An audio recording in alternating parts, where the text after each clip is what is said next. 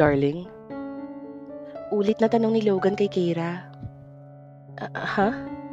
Nauutal na tanong nito.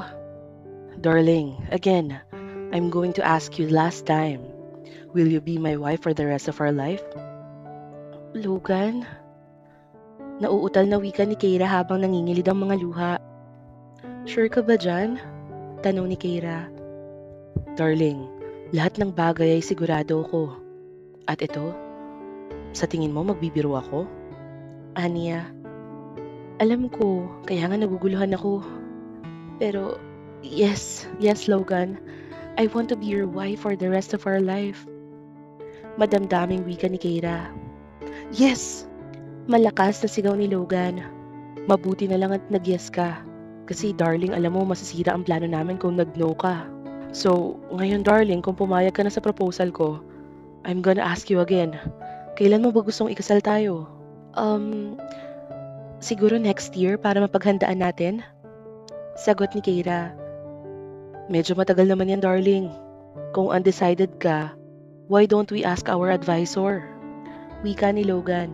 Twins? Tawag ni Logan sa kambal nilang anak na si Aidan at Alden. Habang nakatayo sina Logan at Keira, ang kambal naman ay nag-uusap at nagre-ready para sa speech nila. 1, 2, 3! Bilang ni Alden bago sabay na nagsalita. Mommy, Daddy wants to marry you tonight. Daddy wants to marry you tonight. He really wants to marry you tonight. Magkasabay na malakas na wika ng kambal habang nagsasayaw ang mga ito.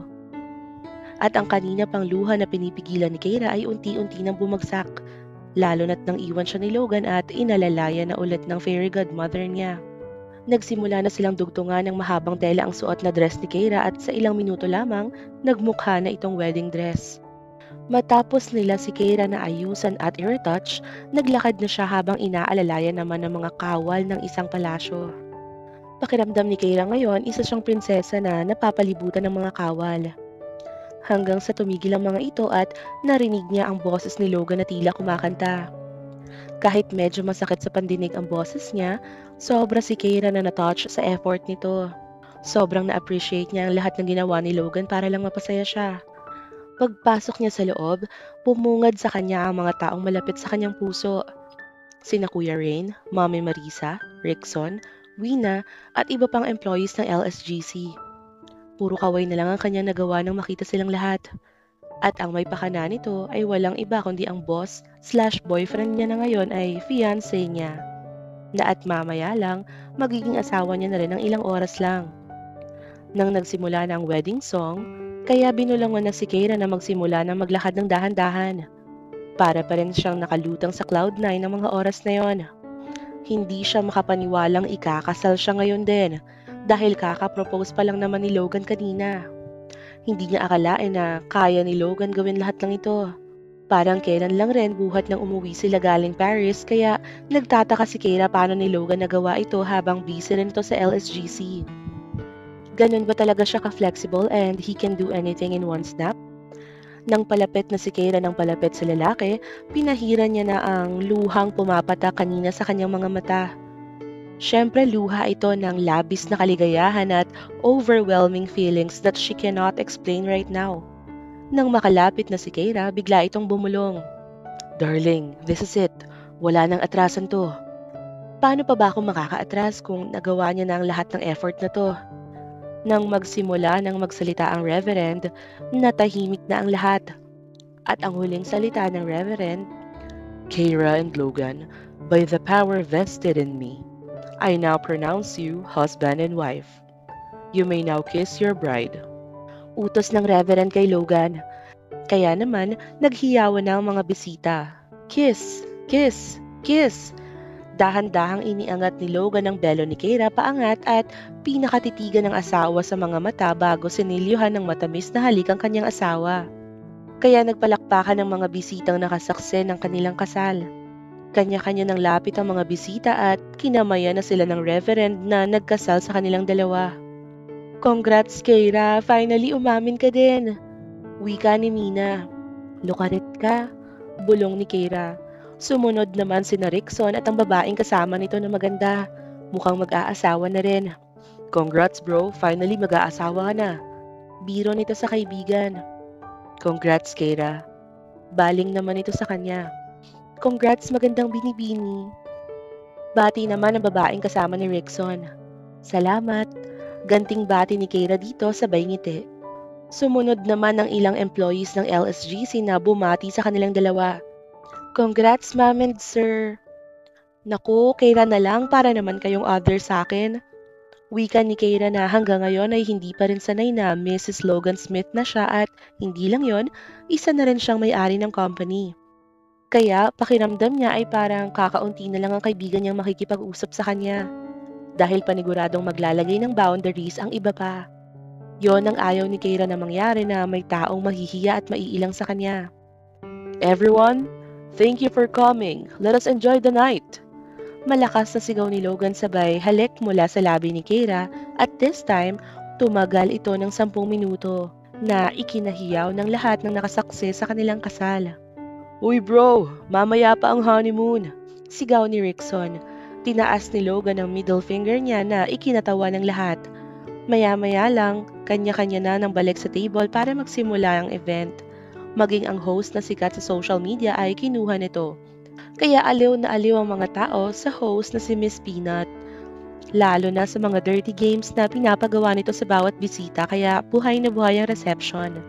Maging silang mag-asawa ay hagalpak ng tawa lalo na't kasama sina Rickson at ang babaeng kadate nito ngayong gabi.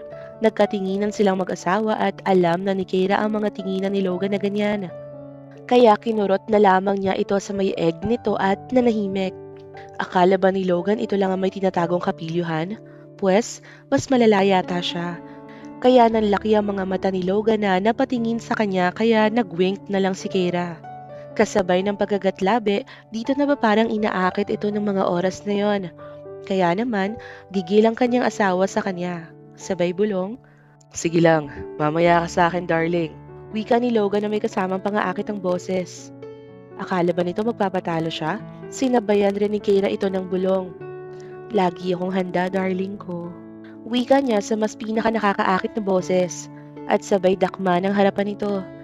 Nakita ni Keira na gumalaw ng bahagya ang Adam's apple ni Logan. Tanda na may nagising mula sa nahihimlay nitong himlayan. Kaya hindi na naging komportable ang asawa sa kanyang kinauupuan. Ang pilya mo darling, humanda ka talaga sa akin mamaya. I swear, ihanda mo ng sarili mo sa matinding bakbakan. Banta ni Logan na ikinatawa na lang ni Keira. Habang abala ang lahat sa kanilang pagkain, bigla na lang si Keira na binulungan ng magaling niyang asawa. Darling, exit na kaya tayo? Wika ni Logan. Sabay wink ng nakakaloko. Ha? Bakit? Patay mali siya na tanong ni Keira. Pero gets naman talaga niya ang gusto nitong ipahiwatig sa kanya. Ngunit na natili siyang deadma lang. Naiinip na kasi ako, ang tagal naman kasing matapos. Kaya ano, tara na? Ulit na wika nito. Che, manahimik ka dyan. Bulong ni Keira sabay siko rito ng mahina. Kung ano, nung pinag-iisip mo, mag-enjoy ka kaya? Joke lang naman asawa ko, baka lang kasi pumayag ka na kasi kasal naman na tayo. Wika ni Logan, nahalatang nagtatampo na. Balak pa sana ni Keira itong lasingin para walang mangyari ulit sa kanila. Dahil takot pa rin siya hanggang ngayon sa XL na size ni Logan. Pero naaalala niya rin ang sinabi ni Manang. Tungkulin raw ng babae na paligayahin ang asawa niya. Ang hirap palang mag-asawa. Anong itsura yan, darling? Tanong ni Keira. Wala. Punta lang muna ako sa kanila para makipag-inuman ng lambanog. Sagot ni Logan. Lambanog? Bakit? May lambanog ba rito? Tanong niya. Pero hindi na siya nito pinansin. Halatang nagtampo na talaga. Hindi ni Keira alam kung susuyuin niya ba ito, pero bahala na. Bago pa si Logan makaalis, nahila niya na ang kamay nito. Inilihis ang strap ng wedding gown niya at ikinalaki ng mga mata ni Logan ito. Kaagad siya nitong binuhat at sumigaw. Next time na pala ako magiinom guys. Gagawa pa kami ng basketball team ng misis ko. Wika ni Logan. Kaya nagtawanan na lang ang mga tao na naiwan pa ng gabing yon. Naglakad na ito papasok ng hotel. Nahihiya man pero wala nang atrasan to. Mabilis ni Logan na napasok ang room nila at dahan-dahan na may kasamang pag-iingat ang pagbaba niya sa asawa sa kama. Alam mo darling, kung hindi ka pa talaga ready, hindi naman kita pipilitin. Wika ni Logan. Hindi naman maiwasang matouch ni Keira sa mga sinasabi ng mister niya. At isa pa darling, kahit hug mo lang ay okay na ako. Dagdag pa ni Logan, sabay tabi ng higa sa kanya. Nasusumpangan na lang ni Keira ang sarili na hinahalikan niya na ito. Dahil sa kapusuhan, mabilis ni Logan na alas lahat ng suot niya. Kaya nahiya siya ng konti at napatakip ng dalawang kamay sa katawan na hindi gaanong pinagpala ng mundo. Please, do not cover. I like the view. Nauutal na wika ni Logan. Nakitang-kita sa mga mata ang labis na pagnanasa. Dahan-dahan itong lumapit at bumangon sa kama at naupo sa tapat niya. At maingat na inaalis ang dalawang kamay na humaharang. Tinignan niya muna si Keira sa mata na parang nangungusap at humihingi ng permiso. Nang ngumiti si Keira rito, tanda ng pumapayag na sa gusto nito. Mabilis ang naging pagkilos ni Logan at nararamdaman na lang niya na sinisimula na siya itong paliguan ng halik. At tuluyang inangkin ni Logan ang asawa. Kinabukasan, nagising si Keira na wala na sa tabi niya ang asawa, kaya bigla siyang nayamot. Naisipan na lang din niya na lumabas, lalo na't malapit ang hotel sa resort. Habang naglalakad si Keira sa labas, nakita niya si Nawina. Hello Keira, how's the first day? Pangaasar pa nito. Hindi nito kasi alam na hindi ito ang first day nila ni Logan, at ayaw niya na lang ipaalam pa sa kanya ang lahat. Good. Tipid na reply ni Keira. Good lang? Walastik ka naman, Keira. Boss Logan ang nakaromansa sa'yo. Good lang ang isasagot mo sa amin? Reklamo ni Wina. Oo nga. Keira, paanong good? Good in bed? Tanong ni Greta, ang intern sa LSGC na naging kaibigan na rin nila sa department. Oo. Nahihiyang sagot niya na ikinahagalpak nila ng tawa. Imbes na magsalita pa ang mga ito, bigla silang tumigil lang makita nila na paparating ang boss nila na asawa niya na ngayon. Good morning, sir. Bati nilang lahat. Good morning, darling. Sabay kiss sa labi nito. Ay, tara na nga, may nanalo na talaga. Sabay na sigaw ng tatlong bruha. Good morning, girls. Hiramin ko muna ang misis ko, ha. Sambit ni Logan. Lahat naman sila ay tumango kaya binuhat na siya nito patungong dagat. Puti na lang talaga naka-swimsuit siya na may see-through kahit papaano hindi naman nakakahiya kung maglakad sila sa dalampasigan. Happy ka ba, darling? Tanong ni Logan. Habang nakaupo na sila sa buhanginan ay niyakap ni Logan si Keira sa kanyang likuran. Oo naman, darling. Super happy. Sagot ni Keira sabay hawak ng kamay nito. Thank you so much, darling, for coming into my life. I hope this will last forever. Wika ni Logan. Hindi man ni Keira makita ang mukha ni Logan pero daman niya naman ang bawat binibigkas ng mga labi nito. Alam niya naman na he loves her so much. Kaya nga, maswerte siya sobra sa kanya at wala na siyang makikitang kagaya pa ni Logan. Nagulat si Keira nang bigla itong tumayo at inaya siyang mag-swimming. Pumayag naman siya at hinubad na ang see-through na suot. Tumambad sa lalaki ang two-piece na swimsuit na suot niya. At bigla itong napakunot ng noo. Pangit ba? Tanong ni Keira. Hindi naman. Pero for me, this is too much revealing lang. Wala ka bang ibang dalang excess? Tanong ni Logan na napapailing-iling pa. Wala na two-piece lang lahat. Sambit ni Keira. Pero ang totoo niyan, may dala siyang one-piece at gusto niya lang makita ang magiging reaksyon ni Logan kung sakasakali lang. Okay, sige, basta sa akin ka lang tatabi. Huwag kang lalayo sa paningin ko. Bilin ni Logan. Opo, boss. Biro ni Keira. Good, my lady boss. Balik na saad ni Logan at natawa na lang si Keira sa mga pinagsasabi nito. Dahil pinapaalaala na naman ito sa kanya ang mga bangayan nila lalo na nung nagkahiwalay sila after plane crash accident. Sinabi ni Logan na natakot siya at baka hindi na sila magkita pa habang buhay. Miski na nga siya sobrang takot maghihiwalay sila at hindi niya na alam ang gagawin. Siya nga pala, darling, kailan mo ba nalaman na in-love ka sa akin? Excited na tanong ni Keira. Wala pa kasi si Logan na naikwento man lang sa kanya. At isa pa, lagi itong masungit sa kanya noon kaya nakakagulat na nagkagusto ito. To tell you honestly, I'm starting to like you nung unang makita kita sa board meeting natin at bad trip talaga ako sa'yo.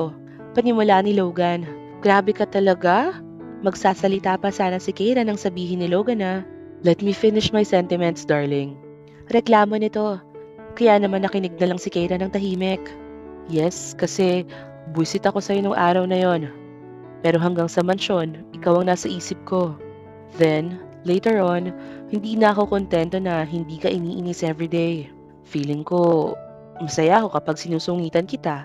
Pero yun lang, nung madalas na kayong nakikita na magkasama ni Rickson, doon na ako nakaramdam ng selos at na-realize ko na mahal na pala kita. Na ayaw ko na dumidikit ka sa ibang lalaki. Lalo na yung kaibigan ko na vocal naman magparamdam ng feelings niya sa'yo. Kaya nang malaman kong aalis si Rickson kasi binasted mo, masama na akong kaibigan. Pero masaya ako kasi binasted mo siya. Mahabang pagsasalaysay ni Logan. Napatingin naman si Keira rito na seryosong nagkikwento. Eh ikaw naman, kailan mo naman nalaman na mahal mo na ako? Tanong ni Logan. Actually darling, crush na kita kahit hindi mo pa ako nakikita. Remember that night? Akala ko si Rickson ka. Naging crush ko kasi si Rickson nung tinulungan niya ako. Kaso after nang may nangyari sa atin, biglang nag-iba ang ihip ng hangin. Panimula ni Keira. Really? Nakangiting tanong nito. Oo. Nagulat na lang si Keira na hinalikan siya ni Logan sa labi ng 10 minuto. He kissed her gently at hindi niya na namalayan ang bilis nito siyang nabuhat at nadala sa room nila. He kissed her in every inch of her body. Dahil basa ang swimsuit, ay medyo naghalo ang lamig at init ng katawan ni Keira ng sandaling yon. Bawat halik ni Logan sa kanyang katawan ay nagmamarka ng kakaibang init sa kaibuturan ng katawan niya. Init na sensasyong pinagsanib ng hubad nilang mga katawan. At muling inangkin ni Logan si Keira. Past 6 p.m. na si Keira nagising at parang unang beses ulit na inangkin siya ni Logan. Talagang tinutuon nito ang biro nitong ihilang ang magiging pahinga niya. Wala pa silang ilang buwan na mag-asawa, paano pa kapag tumagal na ay baka malumpo na siya. Medyo masakit ang magkabilang hita ni Keira at paika-ika siyang maglakad papuntang comfort room. Kailangan niyang magbabad sa warm water para maibsan ang sakit na kanyang nararamdaman. Sino ba kasing nagsabing i-apply niyo ang napanood niyo? Hiyaw ng isipan niya, pati utak niya ay ayaw nang makisama. Nagbabad muna siya rito para naman makaiwas sa sakit. Napapikit si Keira ng sandali at nagulat na lang na may kamay na humihima sa mga hita niya. Nang magmulat ng mata, mukha ni Logan na nakangisi ang kanyang nabungaran. What are you doing here? Sigaw ni Keira. Sa gulat na nakapasok ito kagad rito. Wala naman darling. Nagising kasi ako na wala ka sa tabi ko. Then nakarinig ako ng lagaslas ng tubig kaya pumunta ako rito. Paliwanag ni Logan. Tapos, pwede bang lumabas ka na muna? Inis na wika ni Keira. Di naman talaga siya naiinis na nandito si Logan. Naiinis siya sa sarili dahil baka bumigay na naman siya. Alam naman na marupok siya. Talaga ba? Wika ni Logan. Sabay hulog ng tuwalya nito at halos manlaki ang mga mata ni Keira nang makita na naman ito. Halos maduling siya at napalunok sa nakita. Oh, akala ko lalabas na ako. Pang-aasar ni Logan sa kanya kasabay ng pagtawa. Oo nga, labas ka na. Wika ni Keira sabay talikod. Akala niya lalabas na ito ngunit ilang segundo lang nakarinig siya ng pagtunog ng tubig. At may tumutusok na sa likuran niya dahil niyakap siya ni Logan ng patalikod. Logan naman masakit pa nga. Maktol ni Keira. Dahil talagang masakit pa siya. Feeling niya ay nabugbog siya ng sobra. Don't worry, hug lang naman kita, promise. Bulong ni Logan sa punong tainga niya at kahit malamig pa ang tubig, biglang nag-init ang buong katawan niya. Hug lang daw pero humihimas na. Kaya hinampas niya ang kamay nito. Logan, please, masakit pa talaga, hindi ko pa kaya. Wika ni Keira. Don't worry, gusto nga lang kitang yakapin. Saad ni Logan. Gusto ko lang na laging yakap ka. Kanina natakot ako pagising ko baka umalis ka na naman. Hindi ko na talaga kakayanin kapag nawala kayo sa buhay ko. Dagdag pa ni Logan. Natouch naman si Keira sa sinabi nito at naririnig niya ang pagsinghot nito. Tanda na umiiyak ito. Kaya naman humarap siya rito para punasan ang mga luha nitong pumatak at hinalikan niya ito sa labi ng mabilisan lang. Hinding-hindi na ako aalis sa asawa ko. Pangako ko yan sa'yo. Wika ni Keira. Salamat asawa ko, sobra-sobra. Wika ni Logan. Sabay yakap sa kanya. Ilang minuto rin silang magkayakap bago humiwalay sa isa't isa. Masayang nagsama sina Logan at Keira. Araw-araw nilang pinaparamdam ang pagmamahal nila para sa isa't isa. Mas nagkaroon na ng saya at kulay ang buhay ni Keira kasama ang mga taong mahal niya at mahal siya. Nagpapasalamat rin siya una sa poong may kapal dahil pinagtagpo silang dalawa sa hotel kung saan nangyari ang one night stand na hindi niya akalain na magbubunga ng gwapong kambal. At hindi siguro ganito kasaya at kakulay ang naging buhay niya kapiling ang pamilya niya. Marami man silang pinagdaan ng dalawa, sinubok ang tatag ng pasensya, loyalty ng mga panahong nagkawalay sila.